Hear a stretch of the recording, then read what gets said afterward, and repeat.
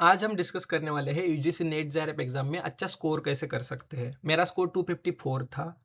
ठीक है। इसमें पेपर वन का ही मैंने 50 में से 42 क्वेश्चन सही किए थे, वहीं से मेरे 84 मार्क्स बने। अगर ये 84 मार्क्स नहीं बनते तो मेरा ओवरऑल स्कोर 254 नहीं बनता। पेपर टू में मैंने 100 में से 85 क्वेश्चन सही किए थे। ठीक है। मैंने कोई भी क्लासेस ज्वाइन नहीं किए थे, कोई भी पेड मटेरियल यूज नहीं किया था, ना मैंने यूट्यूब पे वीडियोस भी बहुत सारे देखे थे, यार देखे ही नहीं थे मैंने यूट्यूब पे वीडियोस कोई। ठीक है।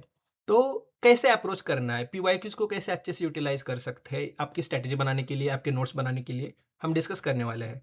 ना मैं कोई यहाँ पे क्लास रन करता हूँ, ना मैं कोई मॉक मटेरियल बेचता हूँ। तो ऐसा कोई भी मेरे कमर्शियल इंटरेस्ट इसमें इन्वॉल्व नहीं है, ना मेरा ये चैनल मोनेटाइज्ड है तो आपके व्यूज से भाई मुझे पैसे आते हैं, ऐसा भी कुछ नहीं है। तो जो भी है एक पब्लिक इंटरेस्ट में, स्टूडेंट के इंटरेस्ट में, मेरी एक हॉबी है कि जो भी कुछ मेरे पास अच्छा है जो मैं शेयर कर सकता हूँ आपके लिए, वो मैं यहाँ पे पोस्ट करता हूँ। ठीक है। तो एंड तक इस वीडियो को देखिए, हम बहुत अच्छे से डिस्कस करेंगे पेपर वन की स्ट्रेटेजी क्या हो सकती है, वहां पे 40+ आपके कैसे आ सकते हैं क्वेश्चन सही, और पेपर टू की स्ट्रेटेजी फिर अच्छे से डिस्कस करेंगे। ठीक है। So let start. अभी सबसे स्टार्ट करते हैं पेपर वन से, क्योंकि पेपर वन बहुत ही ज्यादा इंपॉर्टेंट है। लगभग 1/3 मार्क्स आपकी यही से बनेंगे। मेरे 84 मार्क्स लगभग यही से बने थे। तो 1/3 अगर वेटेज इसका है तो इसको 1/3 टाइम देना भी बनता है, इसको इग्नोर मत करो। ठीक है। अब मेरा 10 के मतलब लगभग मैंने 10 स्टैंडर्ड के बाद मैंने आर्ट्स में शिफ्ट किया है। मेरा तो मेरा जो भी मैथ्स से रिलेशन था वो 10 तक ही था। लेकिन उसके बाद जब मैं यूपीएससी का प्रिपरेशन स्टार्ट किया तो उसमें सिसैट में थोड़ा बहुत मेरा मैथ्स का बैकग्राउंड था। आपके हिसाब से आप कहाँ पे स्टैंड करते हो, उस हिसाब से आपकी स्ट्रेटेजी यहाँ पे बनाइए, क्योंकि मैथ्स, डाटा इंटरप्रिटेशन, कॉम्प्रिहेंसिंग, रीजनिंग, ये 4 यूनिट्स में आपको 20 में से 20 लाने ही लाने हैं। यहाँ पे आप मतलब गलत करना अफोर्ड नहीं कर सकते। और बाकी के जो भी यूनिट्स है, टीचिंग एप्टीट्यूड में लगभग सारे क्वेश्चंस वही के वही हो जाते हैं, ज्यादा कुछ पढ़ने की जरूरत यहाँ पे है नहीं।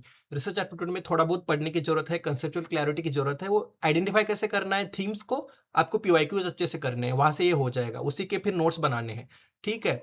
कम्युनिकेशन के क्वेश्चंस लगभग सारे वहीं पे हो जाते हैं। थोड़े बहुत अगर कम्युनिकेशन में एक दो स्कॉलर्स है उनके कुछ पूछ भी लिया है तो आप पीवाईक्यूज से समझ जाओगे कि क्या पूछ रहे हैं। राइट। फिर लॉजिकल रीजनिंग में अलग अलग पॉलिसीज पूछते हैं, उस पे भी बहुत सारे क्वेश्चंस आ चुके हैं, वो एग्जॉस्ट हो चुके हैं यहाँ पे पूछ पूछ के। अगर आप यार एक साल में इतने सारे क्वेश्चंस एक साइकिल में हो जाते हैं तो पेपर वन की हर सोशियोलॉजी हो या इंग्लिश हो या पॉलिटिकल साइंस हो या जो भी सारे क्वेश्चंस है, मतलब हर एक क्वेश्चन पेपर में 50 क्वेश्चन पेपर वन में नए मिल जाएंगे आपको। अगर एक साल भी अगर 5-6 क्वेश्चन पेपर भी देख लोगे, ऐसे 2-3 साल के क्वेश्चन पेपर्स भी देख लोगे, तो बहुत सारे पीवाईक्यूज और आपके नोट्स बन जाएंगे। मैंने बहुत अच्छे से एक यूट्यूब पे वीडियो डाला हुआ था, how I scored 84 marks in paper one, जहाँ पे सारे 10 यूनिट्स मैंने बहुत अच्छे से डिस्कस किए हैं, उसके प्रीवियस ईयर क्वेश्चंस भी बहुत अच्छे से डिस्कस किए हैं, अप्रोच कैसे डेवलप करना है ये भी डिस्कस किया है। तो यहाँ पे की रहने वाली है प्रैक्टिस। लगभग 5-6 साल के सारे प्रीवियस ईयर क्वेश्चंस आपको करने ही करने हैं, और उसके नोट्स भी बनाने हैं। जस्ट आपको क्वेश्चंस नहीं सॉल्व करने, अलग अलग जो भी नया कुछ मिल रहा है उसके नोट्स बनाने हैं। राइट। आप ये वीडियो भी देख सकते हो जिसमें इन डेप्थ मैंने सारे पीवाईक्यूज भी आप मेरे साथ यहाँ पे सॉल्व कीजिए, और आपको एक अप्रोच डेवलप हो जाएगा। राइट।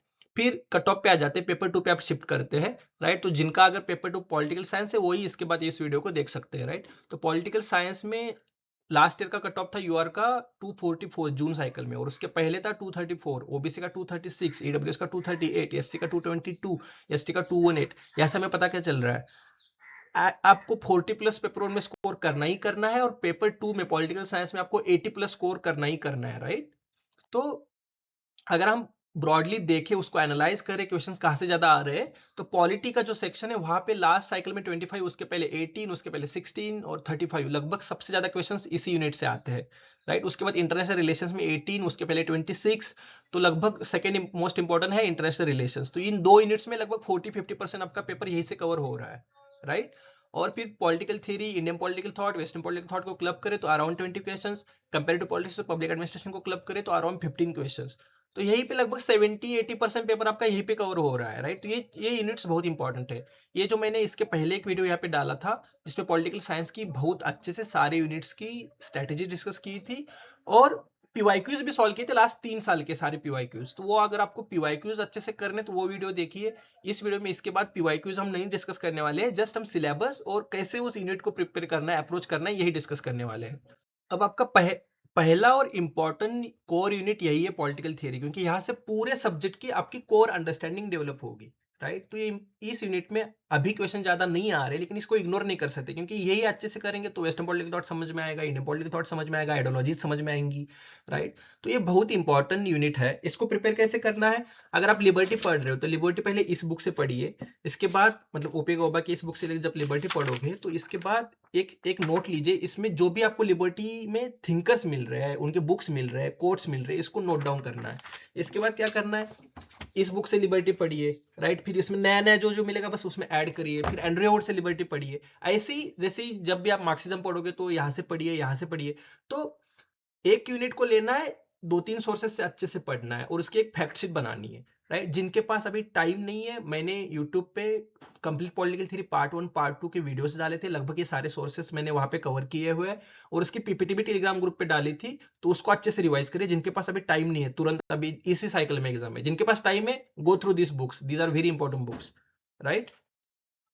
राइट। फिर है पॉलिटिकल थॉट। तो पॉलिटिकल थॉट के लिए मैंने ये बुक पढ़ा था, राइट। अगर आपके पास अभी टाइम नहीं है तो अवॉइड दैट, एटलीस्ट इग्नू के नोट्स पढ़िए। हार्डली 10-12 पेजेस में एक थिंकर कवर किया हुआ है, 5-6 थिंकर यही से हो जाएंगे। बाकी यहाँ पे करना क्या है, आप सर्च कीजिए। सपोज आपने सर्च किया ग्रामसी, तो ग्रामसी की बुक्स क्या है, उसके की कंसेप्ट, जैसे कि हेजेमनी का क्या कंसेप्ट है, उसमें फिर टू फ्रंट्स वॉर की वो बात करता है, राइट। तो वो क्या है, उसमें फिर क्रोनोलॉजी अलग अलग बुक्स की क्या है, ग्रामसी का टाइम पीरियड क्या है, राइट। वो कौन से आइडियोलॉजिकल ट्रेडिशन से बिलोंग करता है, जैसे कि मार्क्सिज्म, फिर मार्क्सिज्म में भी न्यो मार्क्सिस्ट है क्या है, राइट। तो ये सब, राइट। उसके बाद उसके कुछ कुछ इंपॉर्टेंट 2-3 कोट्स क्या है। तो इस तरीके से हर एक थिंकर का एक फैक्ट शीट बनाइए। एक इतना फैक्ट शीट इनफ होगा हर एक थिंकर के लिए, राइट। जैसे कि फ्रांस फैनन की बुक्स कौन से हैं, उनकी क्रोनोलॉजी, वो कौन से कंट्री को बिलोंग करता था, क्या करता था, माओ जेडोंग के अलग अलग स्टेटमेंट्स, कोट्स इंपॉर्टेंट है, राइट। तो ऐसे ही एक एक फैक्ट शीट हर एक थिंकर के लिए, राइट। अब जॉन रॉल्स में जाएंगे, ज्यादा डेप्थ में यहाँ पे नहीं पूछने, राइट। उसकी जो थ्योरी ऑफ जस्टिस है उसमें फिर 3 प्रिंसिपल्स वो देता है, राइट। तो वो 3 प्रिंसिपल्स क्या है, अलग अलग वेल ऑफ इग्नोरेंस क्या है, तो ये सब चीजें ना, अलग अलग की कंसेप्ट, उसके बुक, उस बुक्स की क्रोनोलॉजी, इस तरीके से इस यूनिट को पढ़ना है, क्योंकि ये सारे क्वेश्चंस इसी के अराउंड रिवॉल्व होंगे। मैंने एक वीडियो बनाया था 3 साल पहले बनाया था, लेकिन लगभग आपके अभी भी 30-40% यही से क्वेश्चन आपको बनेंगे। Complete western political thought 1 hour का ही वीडियो था। ये वीडियो बहुत अच्छे से करिए। इसकी पीपीटी भी मैंने टेलीग्राम ग्रुप पे शेयर की थी, वहां से आप बार बार इसको रिवाइज करिए। अगर हम इंडियन पॉलिटिकल थॉट देखें, उसके क्वेश्चंस को अगर अच्छे से एनालाइज करें, तो ज्यादा डेप्थ में वो लोग नहीं जा रहे। वो लोग क्या पूछते हैं, बुक्स पूछते हैं कि आइडियाज कंसेप्ट पूछते हैं, क्रोनोलॉजी बुक्स की पूछेंगे, या इवेंट्स, उस पर्टिकुलर थिंकर के लाइफ में जो जो इवेंट्स, गांधी जी के लाइफ में अलग अलग मूवमेंट्स हुई, उनकी एक क्रोनोलॉजी है, राइट। तो वो पूछेंगे। उन्होंने अलग अलग ऑर्गेनाइजेशन, एनजीओ या अलग अलग मूवमेंट्स में बाहर पार्टिसिपेट किया है, तो वो कब स्टेब्लिश किया, फाउंडेशन कब किया, कोई कौन सा मूवमेंट कब चला है, उसकी क्रोनोलॉजी ये पूछेंगे। उनके कुछ कुछ कोट्स, स्टेटमेंट्स जो इंपॉर्टेंट है, जो फेमस है, वो पूछते हैं। या अलग अलग डिबेट्स भी इनके बीच में हुई है, राइट। जैसे गांधी वर्सेस आम्बेडकर, गांधी वर्सेस नेहरू, तो उनमें जो भी डिबेट्स हुए थे, वो डिबेट्स के अराउंड भी क्वेश्चंस हमें देखने को मिलते हैं। तो आप इसको ये बुक बहुत अच्छा है। ये बुक आपका तो, मतलब थॉमस पेंथम का ये बुक आप रेफर कर सकते हो, अगर आपके पास टाइम है। अगर आपके पास टाइम नहीं है तो गो through this video, complete Indian political thought. लगभग 40 मिनट्स में ये सारे थिंकर्स कवर किए हुए हैं। इसकी पीपीटी मैंने टेलीग्राम ग्रुप पे शेयर की हुई है, वहां से आप पीपीटी को एक्सेस करके बार बार रिवाइज कर सकते हो। जो भी नया कुछ ऐड करना है, पीवाईक्यूज देखिए रिसेंटली, वो ऐड करिए। कुछ कुछ आप और भी सर्च करिए खुद से। एक पेज, ब्लैंक पेज में एक थिंकर की पूरी सारी फैक्ट्स होने चाहिए, तो वही से क्वेश्चन बनेंगे आपके, ठीक है। फिर आते हैं कंपैरेटिव पॉलिटिकल एनालिसिस पे। यहाँ पे अलग अलग अप्रोचेस इंपॉर्टेंट है, राइट। ये जो अप्रोचेस दिए हुए, political economy approach, comparative methods अलग अलग इंपॉर्टेंट है, राइट। तो इसमें नेशनलिज्म के अराउंड बेनेडिक्ट एंडरसन के ऊपर क्वेश्चन आया था, तो ये इंपॉर्टेंट है। कोलोनियलिज्म, डीकोलोनाइजेशन के अराउंड क्वेश्चन आते हैं, अलग अलग कंट्रीज कब डीकोलोनाइज हुई, राइट, तो उसके रिगार्डिंग क्वेश्चन आते हैं, राइट। स्टेट के ऊपर बहुत सारे स्टेट का डिफिनेशन क्या है, उसके अराउंड कुछ कुछ क्वेश्चन आते रहते हैं।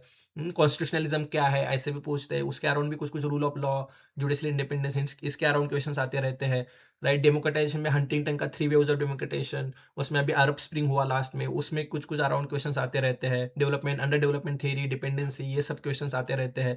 तो एक बुक में सब नहीं मिलेगा आपको, राइट। इसके लिए आपको ये अलग अलग बुक्स, क्योंकि स्कैटर्ड है, कंपैरेटिव पॉलिटिक्स का सिलेबस स्कैटर्ड है।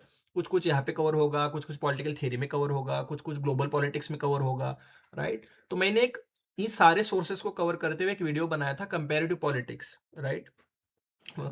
150 मिनट्स में आप पूरा कंपैरेटिव पॉलिटिक्स अच्छे से यहाँ पे रिवाइज करो।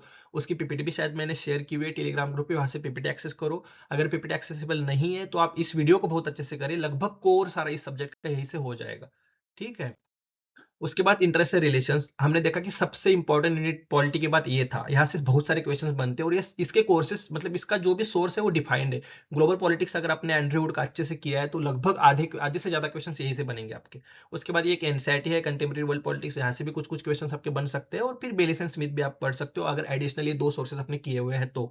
राइट, तो यहाँ पे अप्रोचेस सबसे इंपॉर्टेंट है, अलग अलग थिंकर्स उनके कौन से अप्रोचेस में बिलोंग करते हैं, उसमें आप रियलिज्म में भी classical realism, new realism, structural realism, offensive defensive realism, तो अलग अलग थिंकर्स को कैसे डिवाइड करना है, राइट, उसकी क्या है, उनके बुक्स क्या है, उनकी की आइडियाज क्या है, ये पूछते रहते हैं। कंसेप्ट में भी ज्यादा कुछ नहीं पूछे है, लेकिन फिर कॉन्फ्लिक्ट एंड पीस सबसे इंपॉर्टेंट है क्योंकि बहुत सारे कूप्स होते हैं, कॉन्फ्लिक्ट्स होते हैं, वॉर्स होते हैं, उसके अराउंड बहुत सारे क्वेश्चन, पीस कीपिंग फोर्सेस, यहाँ पे बहुत सारे क्वेश्चन आए हुए हैं। ये इनका मतलब सबसे इंटरेस्टिंग और सबसे ज्यादा क्वेश्चन यहीं पे मिलेंगे। फिर यूनाइटेड नेशन रिलेटेड उसके अलग अलग जनरल सेक्रेटरीज कौन से रहे हैं, यूनाइटेड नेशन ने अलग अलग कन्वेंशन कभी कौन से अडॉप्ट किए हैं, इसके अराउंड क्वेश्चन देखने को मिलते हैं। राइट, ग्लोबलाइजेशन, डब्ल्यूटीओ, ब्रिक्स, ये सब क्वेश्चन हमें देखने को ही मिलते हैं। आसियान है, अफ्रीकन यूनियन है, इसका क्या करना है, आप आसियान सर्च करोगे, विकिपीडिया पे भी जाओगे तो कब स्टेब्लिश हुआ, उसका अभी कौन हेड है, कौन से कंट्रीज है, लेटेस्ट किसने ज्वाइन किया है, नाटो अब किसने अगर छोड़ा है तो कौन है, अभी लेटेस्ट किसने ज्वाइन किया है तो कौन है। राइट, एससीओ की लेटेस्ट कॉन्फ्रेंस कब हुई थी, अलग अलग कॉन्फ्रेंसेस इंडिया में कौन सी हुई है क्या कभी, तो ये सब आपको सर्च करना है। राइट, गूगल पे सर्च करो, अपने खुद के नोट्स बनाओ वन पेज, किसी एक सोर्स में ये सब नहीं मिलने वाला है। ठीक है, तो ऐसे इसको प्रिपेयर करना है। अब मैंने बस कुछ दिखा रहा हूं मैं कि जैसे कि आप ये अलग अलग क्वेश्चंस पूछे थे, राइट, कि कोई कोई कॉन्फ्रेंसेस या ट्रीटीज या कुछ कुछ रिवोल्यूशंस, तो इस ग्लोबल पॉलिटिक्स एंड्रयू वुड के बुक में बहुत सारे चार्ट्स है, इस चार्ट्स में बहुत सारे क्वेश्चंस बन जाते हैं आपके। तो लास्ट टाइम क्या करना है, आपका कल पेपर है ना, तो आज क्या करना है, एंड्रयू वुड को मतलब ग्लोबल पॉलिटिक्स को उठाना है, बस पेजेस स्क्रॉल करते जाओ, जो जो चार्ट्स मिलेंगे, जो जो बॉक्सेस मिलेंगे ना, उसको अच्छे से करते जाओ। जैसे बहुत सारे चार्ट्स इसमें है, डेवलपमेंट ऑफ यूएन, तो इसमें बहुत सारे कौन कौन उसका जनरल सेक्रेटरी बना, यूथ फंड कब बना, इसके ऊपर क्वेश्चन आया हुआ था। राइट, अलग अलग क्या क्या हुआ है यूएन में, ये सब, राइट, एसडीजीज या मिडीजीज, ये सब क्वेश्चन आए हुए हैं, यूएनडीपी कब बना, ये सब क्वेश्चन आए हुए हैं। तो ये सब यहाँ से मिल जाएगा आपको। ठीक है, अलग अलग न्यूक्लियर आर्म ट्रीटीज, इसके ऊपर सीबीटी, एनपीटी, इसके ऊपर क्वेश्चन आ चुके हैं। अलग अलग रिवोल्यूशन पे क्वेश्चन आ चुके हैं, अलग अलग treaty, start one, start two, CTBT, इसके ऊपर क्वेश्चन आ चुके हैं। बॉक्सर रिबेलियन कब हुआ, इसके ऊपर क्वेश्चन आया हुआ है। राइट, जर्मनी ने कब राइनलैंड को ऑक्यूपाई किया, इसके ऊपर क्वेश्चन आ गया है। म्यूनिच ट्रीटी के ऊपर क्वेश्चन आ चुका है। राइट, वर्सेलिस के ऊपर ट्रीटी आ चुका है। तो ये सब क्वेश्चंस, मैक्सिकन रिवोल्यूशन, ये सब आ चुका है। राइट, तो ये सब चार्ट्स में आपको कवर हो जाएगा अच्छे से। बहुत सारे चार्ट्स है, international relation, human rights document, इसके ऊपर भी लगभग दो तीन क्वेश्चन लास्ट साइकिल में ही आए थे। राइट, जिनेवा कन्वेंशन है, या convention relating to status of refugees है, चाइल्ड क्राइम्स के रिगार्डिंग है। राइट, तो ये सब क्वेश्चंस आपके ऐसे इस चार्ट्स में से बन जाएंगे। अलग अलग ऑर्गेनाइजेशंस कब स्टैब्लिश हुए थे, इसके ऊपर भी लगभग हर साल एक क्वेश्चन तो बनता ही बनता है। तो ये सब एक ही चार्ट में लगभग सारे ऑर्गेनाइजेशन आपके हो जाएंगे। इसी पे ऊपर आप देखोगे तो दो क्वेश्चन आए थे, तो यहाँ से आपका ये सब बन जाएगा। राइट, फिर इंडियन फॉरेन पॉलिसी का कोई एक डेफिनेट सोर्स ऐसा नहीं है। आप इस प्रहार बुकलेट को देख सकते हो अगर टाइम है। अगर टाइम नहीं है तो आपको क्या करना है, आप नेहरू नेहरू को उसके टाइम पे मेजर इवेंट्स क्या क्या हुए, अब चाइना का वॉर हुआ, चाइना के साथ वॉर हुआ, फिर नाम है, पंचशील एग्रीमेंट है। राइट, तो ये सब यूएन में तब हमने फाउंडेशन में उसके पार्टिसिपेट किया। तो ये सब उसके एक नोट बनानी है। उसके बाद फिर कौन पीएम बना, उसमें क्या क्या हुआ, उसके बाद कौन पीएम बना, उसमें क्या क्या हुआ, एक खुद से एक नोटशीट बनाइए पीएम वाइज क्रोनोलॉजिकली। राइट, और यही फैक्टशीट आपके काम में आएगी। फिर इसमें क्या करना है, सिलेबस में से सपोज आपने उठा लिया ब्रिक्स, तो ब्रिक्स है तो उसका फाउंडेशन कब हुआ, उसमें कौन से मेंबर्स है, लेटेस्ट कॉन्फ्रेंसेस कहाँ पे हुई है, उसका अभी चेयर कौन सी कंट्री कर रही है। राइट, तो यही पूछेंगे। आसियान, मतलब ऐसे सर्च करना है, सिलेबस का कोई भी एक पॉइंट उठाओ आप, लुकिस्ट पॉलिसी तो कब स्टेब्लिश हुई, कौन सा पीएम था तब, उसके ऑब्जेक्टिव क्या है। तो ऐसे ही सिलेबस का एक पॉइंट उठाओ, सर्च करो, दो तीन चार पांच फैक्ट्स उसके रिगार्डिंग आप कलेक्ट करो, क्वेश्चन वहीं से बनेंगे, पीवाईक्यूज को बहुत अच्छे से देखो। राइट, सबसे इंपॉर्टेंट ऑफ यही यूनिट है। राइट, इंडियन पॉलिटी, इसी पॉलिटिकल इसी बुक में से लगभग सारे क्वेश्चंस आपके हो जाते हैं। बेरेक्स भी अगर पढ़ते हो तो बहुत अच्छा है, क्योंकि वहां से भी बहुत सारे क्वेश्चंस आपको इजीली हो जाएंगे। जिनके पास टाइम नहीं है, उड़ान का ये इंडियन पॉलिटी का बुकलेट आप लोग 100-120 पेजेस का पढ़ सकते हो। जिनके पास टाइम है और जिन्होंने ये बुक पढ़ा हुआ है वही एम पॉलिटी मतलब लक्ष्मीकांत का ये देखिए। जिनके पास टाइम नहीं है वो एक 100-120 पेजेस का ये बुकलेट देखो। यहाँ पे क्या करना है, वो क्रोनोलॉजी पूछते हैं, अलग अलग presidents, vice presidents, PM, speakers, deputy speakers, या कैग, यूपीएससी के चेयरपर्सन। राइट, तो इलेक्शन कमीशन ऑफ इंडिया के चेयरपर्सन, आजकल यही क्रोनोलॉजी पूछ रहे हैं। अमेंडमेंट्स की क्रोनोलॉजी, कौन सा अमेंडमेंट कौन सी ईयर में किया लिया है, अलग अलग शेड्यूल्स, अलग अलग पार्ट्स, कभी कभी डायरेक्टली आर्टिकल्स भी पूछ लेते हैं। राइट, तो ये सब अभी बहुत ज्यादा फैक्चुअल हो चुका है। तो इस बुक में बहुत सारे चार्ट्स है ना, बहुत सारे चार्ट्स दिए हुए हैं, राइट। ऐसे बहुत सारे चार्ट्स है इस बुक में, स्टेट रिऑर्गेनाइजेशन के चार्ट्स है, राइट। अलग अलग जो सुप्रीम कोर्ट के जजमेंट्स है उनके चार्ट्स दिए हुए हैं, राइट। तो बहुत सारे चार्ट्स है, ये ना बस फ्लिप करना है। वो जो जो चार्ट्स आ रहे हैं ना वो बहुत अच्छे से बॉक्सेस है। अब जैसे कौन से देश से हमने क्या बोरो किया, कौन से देश के कॉन्स्टिट्यूशन से हमने क्या बोरो किया, तो इसका चार्ट्स दिया हुआ है, राइट। तो ये सब यहाँ से आपको बहुत अच्छे से कंप्लीट करना है। इसके पीवाईक्यूज मैंने सारे पीवाईक्यूज 3 साल के उस वीडियो में डिस्कस किए थे, आप वहां पे जा सकते हो। फिर पॉलिटिकल प्रोसेस इन इंडिया, यहाँ पे मोस्टली इंपॉर्टेंट क्या है, इसमें स्टेट ऑर्गेनाइजेशन सबसे ज्यादा इंपॉर्टेंट है, वहां से बहुत ज्यादा क्वेश्चन आते हैं, अलग अलग कमीशन के ऊपर क्वेश्चन पूछते हैं, राइट। तो क्रोनोलॉजी ऑफ इवेंट्स को समझना है, इंडिया में ब्रॉडली क्या क्या हुआ है, राइट। और उस क्रोनोलॉजी से रिलेटेड कुछ कुछ पर्सनैलिटीज है। जैसे आप सपोज आप लेते हो इमरजेंसी, तो इमरजेंसी से रिलेटेड इंदिरा गांधी, फिर उस टाइम पे प्रेसिडेंट कौन था, और उस टाइम पे फिर जुडिशरी में भी कुछ कुछ हुआ था, राइट। किसी एक दो लोगों को हमने बाईपास करके किसी और को सीजेआई बनाया था, तो वहां पे क्या हुआ था। उसमें फिर अपोजिशन में कौन था, जनता पार्टी की गवर्नमेंट बाद में बनी, उसमें कौन कौन से पर्सनैलिटीज थे। तो ऐसे हर एक क्या करना है, किसी भी इवेंट को ले लो, जैसे 1991 के रिफॉर्म्स, उसमें फिर मनमोहन सिंह, नरसिम्हा राव। तो ऐसे किसी भी इवेंट को ले लो क्रोनोलॉजिकली, और उसमें कौन से पर्सनैलिटीज थी उसी से समझो, एनसीईआरटी अच्छे से पढ़ो। ये पॉलिटिक्स ये बुक भी बहुत अच्छा है, लेकिन अभी जिनके पास टाइम नहीं है वो बुक अवॉइड करो अभी पढ़ना, ठीक है। उसके बाद पब्लिक एडमिनिस्ट्रेशन, लगभग 10 क्वेश्चन आपके यहाँ से आने ही आने हैं। इसमें से ही पब्लिक एडमिनिस्ट्रेशन लक्ष्मीकांत का भी लेटेस्ट कॉपी आई हुई है, जिनके पास पहली की पीडीएफ अवेलेबल है वो वहीं से पढ़े। 3 चैप्टर्स बहुत इंपॉर्टेंट है, पहले 3 chapters, introduction, principles of administration, theories of administration. ये 3 चैप्टर्स बहुत अच्छे से करने हैं। इसमें बहुत सारे चार्ट्स बॉक्सेस दिए हुए हैं, अलग अलग थिंकर्स उनके बुक्स का बॉक्स दिया हुआ है। तो यहाँ से सारे क्वेश्चंस आपको बनेंगे। यहाँ पे थेरीज सबसे ज्यादा इंपॉर्टेंट है, उसके बाद ऑर्गेनाइजेशन, कॉन्फ्लिक्ट, इसके अराउंड लीडरशिप, राइट। तो managing conflict, management of bye objective, ये सब मतलब ऑर्गेनाइजेशनल कम्युनिकेशन कैसे होना चाहिए, कम्युनिकेशन से रिलेटेड अलग अलग थेरीज है, राइट। बिहेवियर से रिलेटेड अलग अलग थेरीज है, bureaucratic theory, human relation theory, यहाँ पे साइंटिफिक मैनेजमेंट थेरी, यही से सारे क्वेश्चन आ जाते हैं। मैंने एक वीडियो बनाया था लगभग 74 मिनट्स में, सारे 3-4 चैप्टर्स को मैंने बहुत अच्छे से कराया है, राइट। तो आपके लगभग 80% क्वेश्चन यही से बनेंगे। हाँ, आप खुद से भी पीवाईक्यूज देखो, उसके भी नोटशीट बनाओ, तो यहाँ से लगभग सारे क्वेश्चंस आपको बनेंगे, यहाँ पे मिस नहीं करना है कोई भी। तो आप ये अच्छे से कर सकते हो, ठीक है। लास्ट यूनिट है गवर्नेंस एंड पब्लिक पॉलिसी।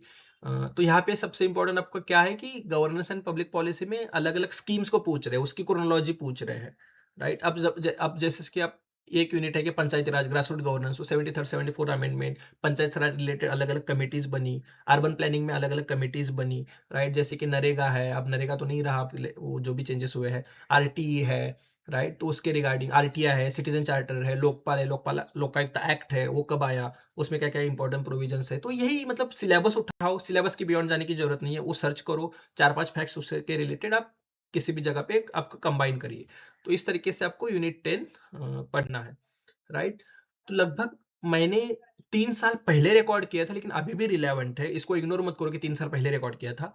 तो ये जो भी, क्योंकि मेरी यही स्ट्रेटेजी रही है, मैंने जो लास्ट टाइम क्लियर किया था, तो यही स्ट्रैटेजी थी कि मैं मेरे जो ये सब पीपीटीज मेरे पास भाई, तो मैं ये इस पीपीटीज को बार बार रिवाइज करता हूँ। और जो भी बुक्स अभी अब लक्ष्मीकांत है उसके बस पेजेस फ्लिप करने हैं, अलग अलग चार्ट्स बॉक्सेस मिलेंगे, ग्लोबल एंड्रयू का ग्लोबल पॉलिटिक्स है उसके बस पेजेस फ्लिप करने हैं, राइट। अलग अलग चार्ट्स इसमें मिलेंगे, तो लास्ट टाइम यही काम आता है आपको। कुछ कुछ नया करने जाओगे, 10 यूट्यूब वीडियोस देखोगे, इससे कुछ नहीं हासिल होने वाला है, राइट। आप stick to your material, have a faith in that material, trust yourself, trust your abilities, right.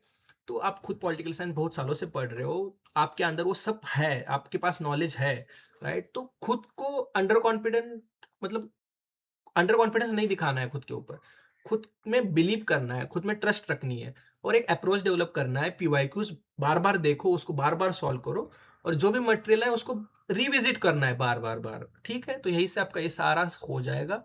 Telegram group यहाँ पे जो लिंक दिया हुआ है बीइंग पॉलिटिकल, उसके ऊपर सारे पीपीटीज भी आपको मिल जाएंगे, डिस्क्रिप्शन बॉक्स में भी मैं लगभग बाकी के लिंक्स ऐड कर दूंगा। हाँ, तो यहाँ से आपका हो जाएगा। अगर आपको ये पसंद आया है तो चैनल को प्लीज सब्सक्राइब करो।